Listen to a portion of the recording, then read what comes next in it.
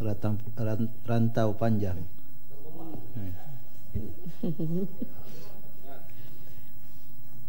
Assalamualaikum warahmatullahi wabarakatuh dan salam sejahtera. Terima kasih dan Tuan Ketua kerana memberi peluang kepada saya untuk sama-sama membahaskan titah ucapan Tuan Yang di-Pertuan Agong semasa merasmikan pembukaan mesyuarat penggal kedua Parlimen yang ke-13.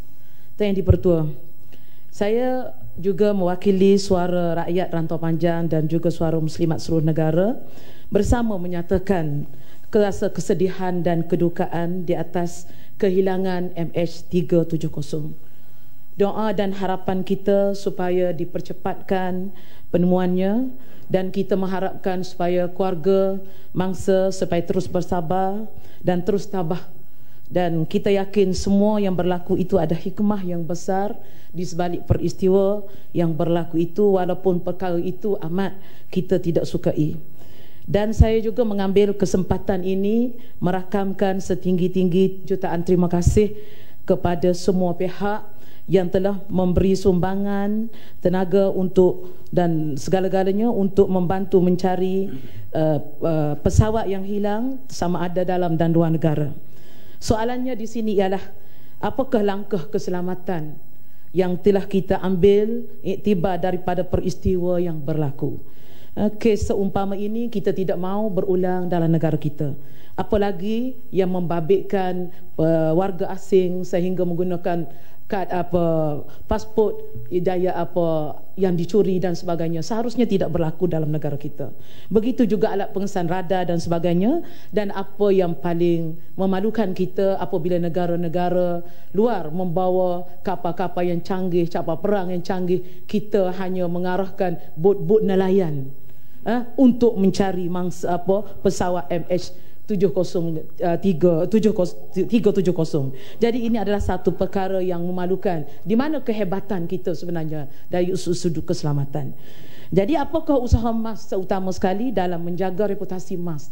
Sebab kita tidak mahu dengan tercalarnya isu-isu sebegini menyebabkan MAS akan terus dipandang rendah, dan yang paling merisaukan kita, industri penerbangan ini akan tercalar dari sudut persaingannya sama ada dalam dan luar negara, yang mungkin kalau selama ini kita telah mendengar kerugian MAS yang terbaru 1.14 bilion, kita bimbang akibat daripada pengurusan apa yang berlaku ini menyebabkan MAS boleh membawa kepada kebangkrapan.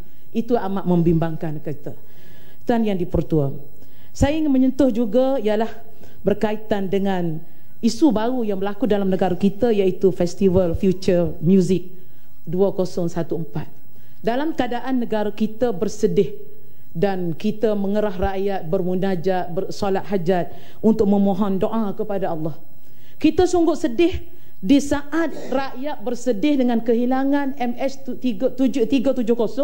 Tiba-tiba ada penganjur program maksiat dalam negara kita yang mana telah menganjur konsert yang begitu yang kita tahu yang konsert yang boleh menjatuhkan maruah dan akhlak anak muda yang sehingga menyebabkan 5 kematian. Yang paling menyedihkan kita melibatkan anak-anak muda orang Melayu. Jadi saya ingin tanya di sini, siapakah yang meluluskan konsert ini? Sebab kita dimaklumkan konsert ini dibuat kerana mempromosi Malaysia sebagai hub muzik antarabangsa supaya Malaysia menjadi salah satu destinasi pelancongan, terutama daripada pelancong-pelancong Eropah, yang mana penonton dan konsert ini melibatkan 3 negara, Malaysia, Singapura dan Indonesia. Jadi saya ingin tahu, apakah ini program yang dianjur dengan kelulusan Kementerian Pelancongan, dan sejauh mana pemantauan dibuat? Apa yang kita dapati bukan sahaja muzik yang dihidangkan kepada remaja ini, malah ada package arak, dadah dan seks. Ini adalah satu perkara yang sangat memalukan dan mengundang bala daripada Allah. Macam mana Allah nak terima doa? Kita kena ingat, suatu doa terhalang apabila maksiat berlaku. Bukan sahaja maksiat berlaku di kalangan rakyat, maksiat berlaku di kalangan pemimpin, boleh juga menyebabkan doa kita tidak dimustajab oleh Allah Subhanahu Wa Taala. Jadi saya harap kerajaan bertanggungjawab. Apalagi yang menyebabkan kehilangan nyawa. Bukan sahaja kehilangan runtuhnya agama, bukan sahaja runtuhnya nilai akhlak dan moral, hilang nyawa, mati. Jadi apakah kerajaan melihat saja perkara ini? Dan saya mendapat makluman ada lagi penganjuran yang akan dibuat tak serik lagi. Pada 19 hari bulan April 2014 akan ada lagi satu konsert baru Live in Colour yang akan dibuat di Sepadan International. Ya, pokok senda dah bangun. Jelasan Datuk Yang Betul, jelasan Yang Berhormat Datuk Panjang. Setuju tak Yang Berhormat Datuk Panjang bahawa dia berlaku kontradik ini, kerajaan ni, bila dia kempen nak suruh pelancong main, nak suruh orang luar datang ke negara kita ni, dia pergi ke luar negara menunjukkan kebudayaan, kesenian negara kita daripada pelbagai etnik dalam negara kita ni. Itu satu benda yang sangat baiklah. Dia mengangkat budaya dan seni negara kita itu untuk diperkenalkan kepada masyarakat antarabangsa. Tiba-tiba bila mari dalam negara kita, kita bawa pula budaya luar, budaya liar dalam negara kita. Jadi berlaku satu kontradik. Sedangkan benda-benda tersebut bukan untuk menjadi satu daya tarikan pelancong untuk nak datang nak tengok di negara dia pun dia boleh tengok. Dia nak tengok seperti mana yang kita beritahu pada dia bahawa di negara kita ni, ini budaya, ini seni, ini alam sekitar kita yang indah, yang cantik dan sebagainya. Jadi bertentangan budaya seni. Boleh saya mencelah? Ya, kapal. Sikit je boleh. Bagi laluan. Sikit je 1 minit lagi. Sikit pendek. Terima kasih Yang Berhormat, terima kasih Datuk Pengerusi yang di-Pertua. Persoalan saya adalah negara kita adalah negara Islam. Dalam masa seminggu saya mendapati 2 perkara yang menghina agama Islam. Satu adalah dengan membawa ahli sihir yang sebenarnya khurafat, dan kedua pula kena mengena dengan pesta muzik yang bertentangan dengan agama Islam. Bila kita nampak ahli-ahli UMNO, Barisan Nasional war-warkan tentang konsep agama Islam, prinsip agama Islam, tetapi dalam masa seminggu terdapat penghinaan terhadap agama Islam. Apa pandangan dan penjelasan daripada Yang Berhormat? Terima kasih. Ya, terima kasih Yang Berhormat Pokok Senda dan terima kasih Yang Berhormat daripada Kapar. Inilah realiti yang berlaku dalam negara kita. Sebab itulah kita sentiasa menegur dan kita sentiasa memberi pandangan-pandangan. Malah pandangan kita dianggap negatif, dianggap taksub dan sebagainya. Tetapi ini yang berlaku. Apa artinya kita mendakwa? Kita nak kepada kebaikan, kita nak kepada sebuah negara yang baik, rakyat yang berakhlak, yang tinggi budi pekertinya. Tetapi kita membiarkan perkara-perkara maksiat, perkara-perkara khurafat terus berlaku dalam negara. Amat memalukan. Saya setuju dengan pandangan Pokok Senda dan saya setuju ke pandangan Kapar. Apalagi memalukan, kita bomoh satu Malaysia ni. Saya dapat makluman daripada anak-anak kita yang belajar di luar negara, terutama di Timur Tengah. Mereka mendapat penghinaan daripada rakan-rakan mereka, daripada sahabat-sahabat mereka, di mana mereka dihina kerana kononnya Malaysia mengamalkan tahyul dalam pencarian MH370. Soalnya sekarang, siapa yang membenarkan mereka melaksanakan perkara tahyul di tempat awam yang terbuka? Apabila ada majlis solat hajat yang dianjurkan oleh ulama atau pemuda kita disiasat, tetapi apabila menganjurkan program tahyul tidak diambil tindakan dengan segera. Jadi saya harap perkara ini diberi perhatian oleh kerajaan. Boleh tak saya mencela Rantau Panjang? Minta maaf dan saya minta maaf. Tak bagi laluan, tak bagi laluan. Saya nak tanya Rantau Panjang ni, ada bukti ke kerajaan Barisan Nasional yang hantar bohong? Saya ingin menyentuh soal yang seterusnya ialah Rantau Panjang. Saya minta maaf masa terhad. Soalan satu je. Ya, saya mengharapkan ialah supaya kerajaan memantau, terutama konsert yang akan diadakan juga pada 19 April ini, lakukan supaya tidak dilaksanakan dan kita tak mahu negara kita terus mengundang bala daripada Allah. Apabila maksiat ni berlaku, dia bukan saja kena kepada orang yang bukan maksiat, tetapi semua akan menerima masalah. Saya jangan untuk berkaitan dengan royalti. Rantau Panjang dalam pembahasan. Minta maaf yang di-Pertua. Jangan duduk bagi laluan satu Malaysia.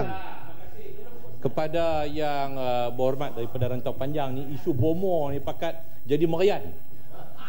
Pakat jadi meriah. Dah isu dia ni jelas. Dia sangkut jadi tubusan. Yang berhormat setuju tak dengan saya bahawa tapi nilai tak ada. Isu ini jelas. bahawa boleh terasa sendiri yang buat pengakuan mana bukti di Barisan kalangan Nasional hantar bomo? pemimpin Barisan Nasional ramai antara mereka yang menjadi khalifah, pengikut, kawan, rapat dengan dia. Itu cerita lain. Pengakuan. Bila semalam dinafikan oleh Menteri Dalam Negeri dia tak kenal bomo, pasal penjelasan tu tunjuk gambar dia terima yang Menteri ini tajuk lain. Menteri yang kepada panjang diri. ini tajuk lain. Ini tajuk lain. Kalau pas jadi Syiah lagi banyak. Yang pas jadi Syiah lagi banyak. Jangan dia kata pas jadi Syiah lagi sesat. Jangan itu siapa? Ni cerita kita bomo lain. Mana bukti? Mana bukti? Dia kena tarik balik. Kalau ada bukti, tarik balik. Tarik balik tuduhan kata BN. Tarik balik. Kita minta tarik balik. Tarik balik. Rantau panjang mislead Dewan. Tarik balik. Tarik balik. Tarik balik. Jangan tuduh kerajaan. Kita pun boleh kata Pakatan Rakyat yang bawa bomo tu. Kita boleh kata Pakatan Rakyat bawa bomo tu. Kalau tak mau tarik balik. Siapa kata? Bukan saya kata. Ya Muhammad. Saya sengaja biarkan supaya Yang Muhammad tunjuk teladan yang baik kepada pelajar-pelajar kita di atas. Diorang pelajar-pelajar di atas ketawa tengok wakil rakyat. Ahli-ahli parlimen macam ni. Ya. Saya sengaja biarkan.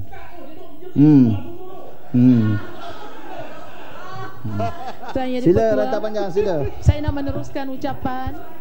Tuan Yang di-Pertua, saya nak meneruskan ucapan. Kita nak tahu bukti dia. Tua. Kalau ada kan, kalau tak ada tarik balik. Kalau tak ada tarik balik. Kalau tidak saya pun kata Pakatan Rakyat yang bawa bomo tu. Saya kira Pak sudah jawab. Berkaitan dengan hak royalti rakyat Kelantan. Kita melihat di antara hak yang tidak ditunaikan oleh kerajaan. Bawa buku tu. UMNO dengan bomo macam ni lah. Kembali siap. Saya ingin menyentuh Tuan Yang di-Pertua. Apabila Siapa punya bomo? hak kezaliman berlaku, apabila maksiat Jangan sampai nak politikkan isu bomo maka pula. kita akan lihat Pokok bagaimana siapa Allah akan punya turunkan bomo? bala. Satu-satu berlaku dalam negara kita. Bukan saja soal kehilangan pesawat. Kita berdepan dengan isu jerbu. Kita berdepan dengan isu inflasi. Yang terbaru laluan. Rantau Panjang, laluan. Yang melibatkan nyawa, kemalangan. Please lah, Rantau Panjang. Banyak isu-isu berlaku yang saya rasa berlaku dalam saat yang terkini. Rantau Panjang. Sikit. Rantau Panjang. Rantau Panjang. Rantau Panjang. Tidak diberi. Saya tak Rantau Panjang. Rantau Panjang. Saya tak nak berlaluan. Kejadian besar di mana Syria. hak rakyat Kelantan Seminit dia Rantau Panjang. dalam proses pencarian Yemen. Rantau Panjang. Mesir. 373 Rantau Panjang masih seminit saja. Tidak berarti negara berlaku. Minta penjelasan. Minta maaf, saya tak bagi Penjelasan saya ikut seminit dia Rantau Panjang. Seminit di dia. mana dalam pencarian ini pihak penguasa maritim telah mendedahkan keluasan perairan pantai Kelantan 20,000 kilometer persegi. Bomo tak malu. Jadi kalau 20,000 kilometer persegi, Bomo lagi malu. Kalau pakai bomo lagi malu. Yang sedang beroperasi sekarang berada dalam perairan Kelantan. Jadi saya ingin penjelasan daripada pihak kerajaan hak yang telah termaktub dalam Akta Pembangunan Petroleum 1975. Dan Perdana Menteri telah menyebut dalam peristiwa dalam bajet kalau banjir berlaku kat Kelantan tu kenapa?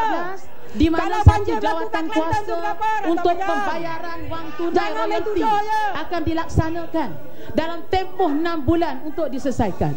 Sekarang ini hak bayaran royalti di manakah kelulusan, kedudukan, keputusan hasil daripada jawatan kuasa yang dibentuk oleh pihak kerajaan. Dan sekarang sudah mencah lebih daripada 18 bulan. Kalau cakap tidak betul, bahas tidak betul, kasih berhenti saja. Menyebutkan supaya pihak kerajaan mengambil berat dalam isu ini dan kita tidak mahu rakyat terus ditipu. Rakyat terus ditipu. Kita tak mahu rakyat terus ditipu dengan mengatakan bahawa perairan Kelantan hanya hak dalam 3 batu nautika, sedangkan jelas penguat kuasa maritim menjelaskan keluasan lautan perairan Kelantan 20,000 km persegi. Jadi menjadi hak dan tanggungjawab kerajaan memberi royalti 5% kepada negeri Kelantan sebagaimana termaktub dalam Akta Pembangunan Petroleum 1975. Jadi sekiranya hak rakyat disekat, hak rakyat miskin disekat, maksiat berleluasa, tunggulah bala. Bukan saja MH370 akan jatuh, kerajaan Barisan Nasional akan jatuh.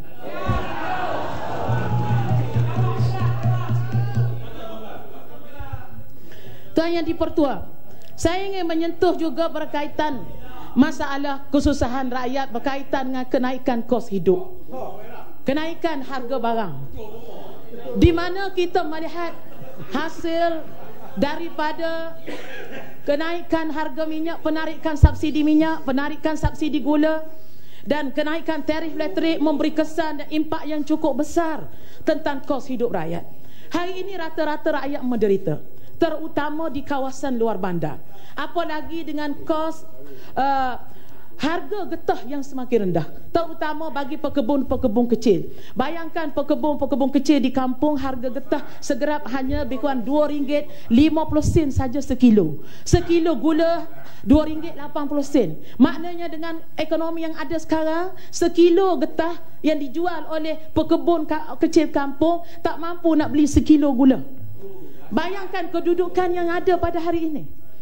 Jadi begitu juga para petani, hasil-hasil pertanian mereka dengan harga yang begitu rendah, sedangkan barang di pasaran terlalu mahal. Jadi saya ingin bertanya kepada pihak kerajaan, apakah usaha untuk menangani permasalahan ini dan untuk mengatasi masalah inflasi yang semakin meningkat ini. Jadi saya harap perkara ini diberi perhatian, sebab rakyat di bawah sangat-sangat menderita dengan keadaan kos hidup yang mahal. Apalagi apabila tahun 2015 kerajaan akan melaksanakan GST, apa akan jadi pada negara kita? Kos hidup yang akan makin tinggi, insya-Allah.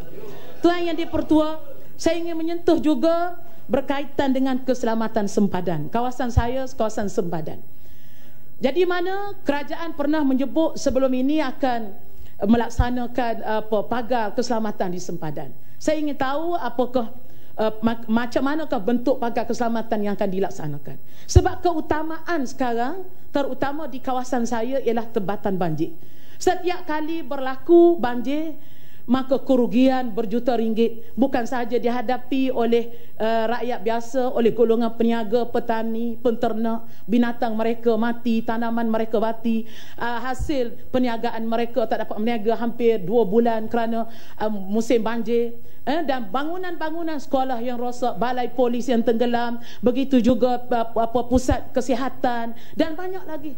Jadi saya harap perkara ini diberi perhatian yang segera oleh kerajaan. Ya, kita malu kepada kerajaan Thai kerana kerajaan Thai telah menyiapkan, hampir siap dah tebatan banjir di sebelah Sungai Golu. Sedangkan kita di sebelah Malaysia dalam keadaan yang sama. Masa sudah habis. Jadi saya harapkan supaya perkara ini diberi perhatian oleh kerajaan.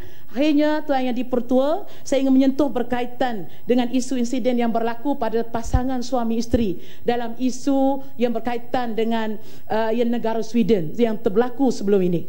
Dan saya ingin tahu sejauh mana kerajaan memberi maklumat, penerangan kepada pegawai-pegawai kita yang akan bertugas di luar negara mengenai sensitiviti sebuah negara, undang-undang dan peraturan sebuah negara. Sebab kita tak mahu insiden berlaku seumpama ini berulang, melibatkan rakyat dan pegawai daripada negara kita.